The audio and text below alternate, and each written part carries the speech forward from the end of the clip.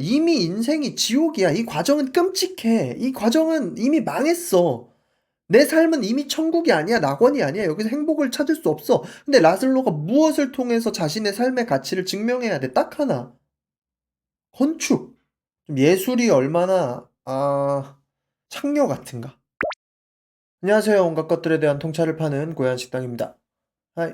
최근에 영화를 하나 보고 왔어요. 영화 브루탈리스트라고. 관심 있는 분들은 화제작이어서 많이 아실 것 같은데, 그러니까 그 화제작이라는 게 와 대중적 와 화제작이 아니라 영화를 원래 좋아하는 사람들, 영화 팬들에게서의 화제작 브루탈리스트. 그래서 그거를 보고 와가지고 영화에 대한 뭐 그런 미장센을 분석하고 이런 게 아니라, 영화가 215분이에요. 3시간 반짜리여가지고 중간에 인터미션까지 있거든요. 쉬는 시간까지 있어요. 너무 길어가지고. 그러니까 이거를 영화를 애초에 되게 좋아하는 분들이 아니면 좀 이 진입 장벽이 있잖아요. 근데 그럼에도 불구하고 보고 왔을 때, 이 영화가 얘기하고자 하는 주제의식 이런 거는 같이 좀 나눠도 괜찮겠다 생각이 들어가지고 가지고 왔습니다. 일단 브루탈리스트는 지금 영화 평론가 중에 우리나라에서 제일 유명하신 이동진 평론가님이 2025년 최초로 별점을 5개를 주셨어요. 만점을 주셨어요. 이동진 평론가가 만점을 줬다는 거는 그런 의미입니다. 이거는 시대를 넘어선 클래식이 될 만한 영화다. 그래서 이동진 평론가가 만점을 줬다, 별 5개를 줬다라고 하면, 영화를 좋아하는 사람들은 시네필까지 아니어도 그냥 영화에 좀만 관심이 있어도 웬만하면 다 보러 가요. 궁금하거든. 그래도 우리나라에서 평론가 중에 제일 객관성과 대중성을 같이 생각하는 사람이기 때문에 보러 가요. 저도 그래서 보러 갔어요. 야, 이동진 별 5개. 이건 못 참지 하고 보러 갔습니다. 그래서 어땠느냐? 최고였다. 저한테는 진짜 최고였다. 개인적 취향으로는 존 오브 인터레스트보다 훨씬 좋았다. 저는. 그냥 제 인생에 남을 만한 영화였다라고 생각이 들어요. 일단 3시간 반인데 별로 안 지루하더라고요. 3시간 반짜리 영화, 이런 되게 긴 영화들은 보통 흐름을 길게 가져가거나 씬에서의 뭐 예를 들어 뭐 물 마시는 씬이라던가 아니면 어떠한 특정한 장면을 되게 디테일하게 길게 보여주는 편집을 많이 쓰는데, 의외로 브루탈리스트는 그 라슬로 토스라는 헝가리에 살던 유대인 건축가가 미국으로 이제 전쟁 때문에 학살당하니까 넘어오면서 있었던 일인데, 그 사람의 미국에서의 삶을 파편으로 편집해서 이 사람의 삶 전체를 보여주기 때문에 생각보다 편집이 되게 타이트해요. 그 씬들이. 그래서 시간이 잘 가. 제가 느꼈을 때는 3시간 반? 별로 지루한 거 없이 봤어요. 엄청 집중해서 봤어요. 뭐 딴 생각들 겨를이 없더라고요. 내용은 뭐냐면, 라즐로 토스라는 이 건축가가 헝가리에서 그냥 적당한 건축가가 아니라 되게 좋은 학교를 나온, 그리고 되게 좋은 포트폴리오가 있는 건축가였어요. 근데 와서 이제 자기를 알아봐주는 사람이 없다가 여러 일들을 통해서 미국의 되게 부자 사업가인 해리슨이라는 건축주를 만난 거죠. 이 건축주를 통해서 기념비적인 엄청나게 커다란 건축물을 설계하고, 그 와중에 일어나는 여러 가지 일들이에요. 근데 여기서 이제 이야기하고자 하는 바가 뭐 여러 가지지만, 제가 이해한 걸로는 첫 번째로 제가 이 영화를 통해 좀 생각해 봤던 건, 예술이 얼마나 나약한가? 좀 예술이 얼마나 창녀 같은가? 이런 생각을 좀 해봤어요. 예술이 창녀 같다.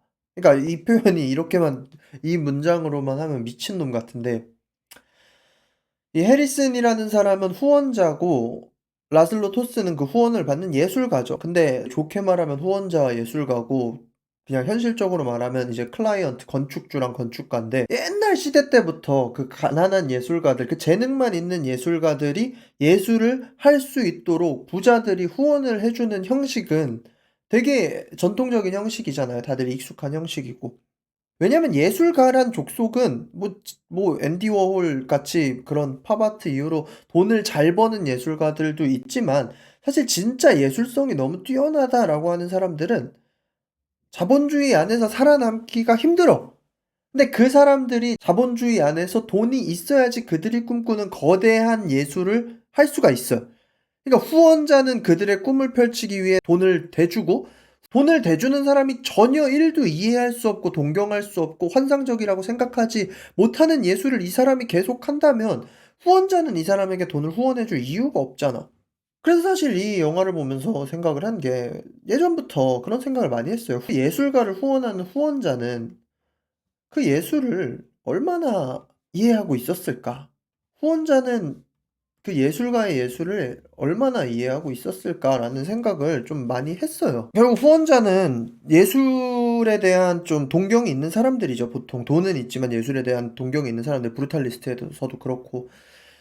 근데 그 예술가가 구현하려고 하는 것을 막 하다 보면 후원자의 마음에 100%들 수가 없어요. 왜냐면 그들은 완전히 서로를 이해하는 관계보다는 약간 계약적 신뢰 관계에 가깝기 때문에. 영화 중반에 되게 중요한 씬인데, 뭐 스포예요. 스포. 여기서부터 스포가 좀 섞이니까 영화를 보실 분들은 나중에 보고 들으시는 게 더 나을 수도 있는데, 해리슨이 라슬로를 강간합니다. 남잔데 남자를 강간해요. 근데 그 과정에서 해리슨이 그런 얘기를 해요. "네가 엄청 대단하다고 생각할 수 있지만 너는 창녀와 같다. 넌 창기와 같다." 이런 이야기를 하는 거예요. 성매매를 하는 사람들이 하는 일은 상대방을 만족시키는 일이잖아요. 근데 예술가도 어떤 의미에서 그 건축주, 클라이언트를 만족시키지 않는다면 그거는 그대로 온전히 설 수가 없는 거지.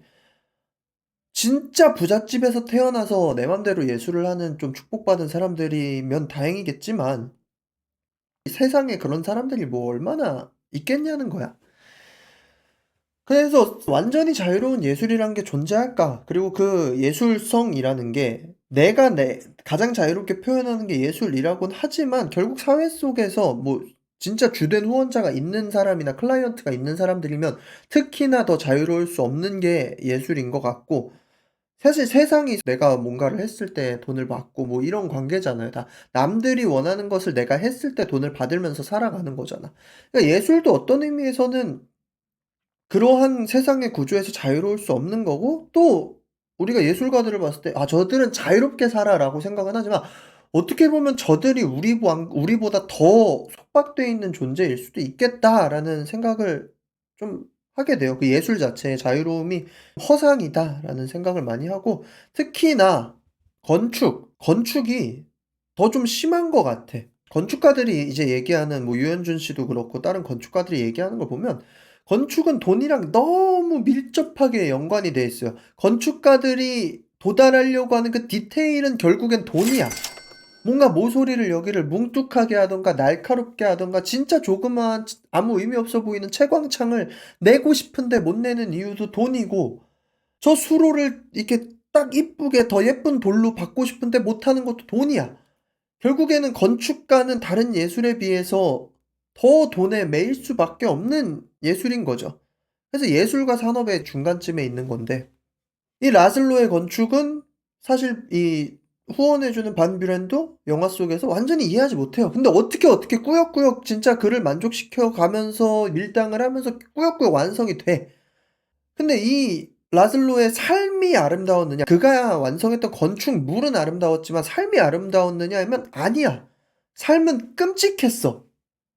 뭐 제대로 된 게 없어. 아내랑의 관계도 투닥투닥투닥, 클라이언트한테 강간당하고 막 쫓겨났다가 다시 돌아오고, 그러니까 인생이라는 그 과정은 이 사람에겐 정말 끔찍했단 말이야. 그래서 여기서 이제 두 번째 제가 이해한 바로 넘어가는 게, 요즘엔 더 그렇잖아요. 과정의 아름다움에 대해 되게 중요시하잖아요. '과정이 중요하다. 결과가 아무리 좋더라도 과정이 끔찍하면 안 된다.' 약간 이런 식의 가르침이 많잖아. 사실 뭐 이게 윤리적으로 봤을 때는 맞는 가르침이기는 한데, 근데 세상살이가 반드시 그렇게 되지는 않잖아요, 이게. 이 영화의 주인공인 라슬로 같은 경우는 이미 인생이 지옥이야. 이 과정은 끔찍해. 이 과정은 이미 망했어. 내 삶은 이미 천국이 아니야. 낙원이 아니야. 여기서 행복을 찾을 수 없어. 근데 라슬로가 무엇을 통해서 자신의 삶의 가치를 증명해야 돼? 딱 하나. 건축. 내가 만들어낸 건물. 이 결과물. 이 결과물을 통해 내 삶이 가치 없지 않았다고, 가치가 있었다고, 나의 삶의 이 끔찍함까지도 결국엔 이 건축물 하나를 완성했을 때 그럼 이게 다 미화가 되는 거야. 미화라고 하기도 그렇지만 그러니까 가치가 있었다. 정당화되는 거지 어느 정도는. 과정이 아름다운 삶이 좋은 삶이다라고 얘기하지만 이미 우리의 삶이 끔찍하다면 그럼 우리는 어떻게든 아름다운 결과를 내기 위해서 더 노력을 하는 거지. 왜냐면 이거 하나라도 남겨놔야 나의 삶이 가치 있어지니까. 우리가 많은 이들에겐 과정 자체를 즐겨라 어쩌고 저쩌고 하지만 결국에는 결과가 과정을 입증하는 것들도 있을 수밖에 없는 거예요. 특히나 세상에 오랫동안 남아서 영감을 주는 예술품들이 더 그런 것 같아요. 건축물도 그렇고 예술가들도 그렇고 뭐 우리가 지금도 영감을 받는 놀라운 화가의 작품 같은 거를 봤을 때 삶이 윤택했던 화가들도 있지만 아니었던 화가들도 너무나 많잖아요. 근데 결국에는 그들의 삶이 가치 있었다가 무엇으로 입증돼? 그 놀라운 작품들로. 그 놀라운 작품들로. 그 전쟁이라는 자기의 죽음과 생이 넘나드는 과정 속에서 아메리칸 드림을 꿈꾸고 온 이 브루탈리스트에 나오는 유대인들, 뭐 유대인들뿐만이 아니라 이제 수많은 그 다른 나라로 온 그 이민자들은 결국엔 삶이 끔찍함에서 시작됐고 타국에서의 삶도 뭐 파라다이스일 순 없지. 낙원일 수는 없지. 과정이 어떻게 됐든 그들은 살아남아야 되고 살아남아서 자신의 삶의 아름다움을 증명해야 돼. '결과만 내면 됩니다.'라고 했을 때는 그 중간중간 끔찍함에 넘어지는 사람들이 너무나 많기 때문에 과정의 아름다움을 중요시할 수밖에 없어. 가르치는 자들은 강조할 수밖에 없지만 어떻게든 결국에 인간의 목적은 무엇인가? 생존해야지. 일단 살아남아야지. 그리고 어떤 이들에게는 그 생존 자체가 자신의 삶의 고통이 의미 있었다고 말하는 아름다움을 만들어내야만 하는 그런 사람들이 존재하는 거예요. 그래서 브루탈리스트를 보면서 그런 두 가지 생각을 했어요. '예술은 자유로울 수 있을까?' 예술이라는 것이 가장 자유롭다고 생각하지만 어쩌면 가장 자유롭지 못한 걸 수도 있다. 두 번째는 우리는 과정을 중요시하다고 얘기를 하지만 때로는 어떤 한 사람들의 삶은 누군가의 삶은 이미 끔찍함 속에 던져졌을 때 그 결과와 작품으로서 나의 삶의 유의미함을 입증해야 할 수밖에 없다. 이 영화 마지막에 이제 라슬로의 삶에서 했던 모든 건축물들이 다 비춰져요. 라슬로는 그때는 거의 말도 못하는 노인네가 됐는데 근데 결국엔 결론적으로 어떻게 됐느냐. 미국에서 인정받는 브루탈리즘 건축가가 돼. 브루탈리즘이 뭔지는 그냥 네이버에 한번 찾아보십시오. 콘크리트 위주의 그런 작품이라고 하는데. 그러면 라슬로의 삶은 아름다운 삶인가? 그건 이제 우리의 몫인 거지 그걸 해석하는 거는. 그리고 뭐 '아름다운 삶이 어딨으며 아름답지 않은 삶은 어딨으며.'라는 생각도 들고 그런 여러 가지 생각이 듭니다. 만약에 영화 아직 안 보셨으면 이 코멘트 보고 좀 관심이 생기시면 한번 보시면 재밌을 것 같고 되게 좋아요. 진짜 좋아요. 애드리언 브로디의 연기가 미쳤어요. 그리고 영화 편집도 괜찮고 좀 있으면 이제 다 내려갈 것 같은데 진짜 재밌어요. 꼭 한번 보시기를 많이 추천을 드립니다. 지금까지 온갖 것들에 대한 통찰을 파는 고얀식당이었고요. 구독과 좋아요는 영상 제작에 많은 도움이 됩니다. 그러면 빠이.